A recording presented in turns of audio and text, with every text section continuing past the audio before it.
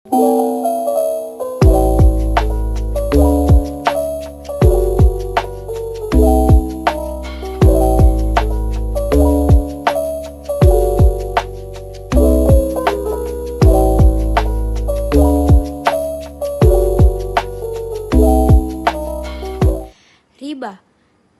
Dalam konteks hukum Islam, riba merujuk kepada pertambahan yang tidak sah yang dikenakan pada pinjaman, baik dalam bentuk bunga atau faedah yang dianggap tidak adil.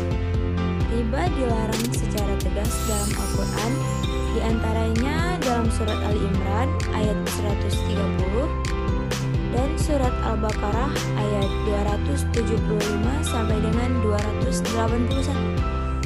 Macam-macam riba. Yang pertama, riba qard. Riba qard terjadi dalam transaksi jual beli atau pertukaran barang dengan takaran yang berbeda. Yang kedua, riba nasi'ah. Riba nasi'ah terjadi dalam transaksi jual beli barang ribawi yang tidak dilakukan secara tunai, melainkan dengan tempo.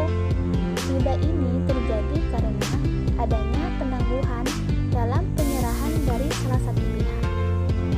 Yang ketiga, riba qard. Riba qard terjadi dalam transaksi pinjam-meminjam uang atau barang.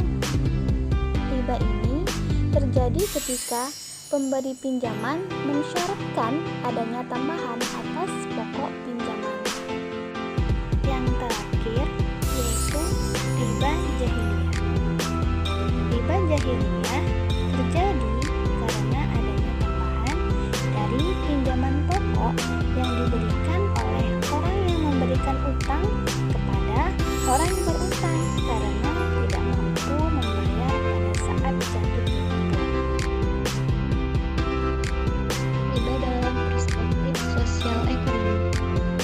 Dalam perspektif Islam, riba secara eksplisit dilarang dan dianggap sebagai salah satu dosa besar. Riba secara umum merujuk pada pengambilan tambahan bunga atas pinjaman atau transaksi yang mengandung unsur ketidakadilan. Dampak negatif riba dalam sudut pandang sosial ekonomi. 1. Peningkatan kesenjangan sosial. 2. Ketidakadilan ekonomi. 3. Krisis keuangan. 4. Beban sosial. Kesimpulannya, sebagai gantinya, Islam menawarkan konsep ekonomi tanpa riba yang mengutamakan sistem bagi hasil seperti mudharabah dan musyarakah, dan transaksi keuangan yang didasarkan pada prinsip keadilan dan kerjasama.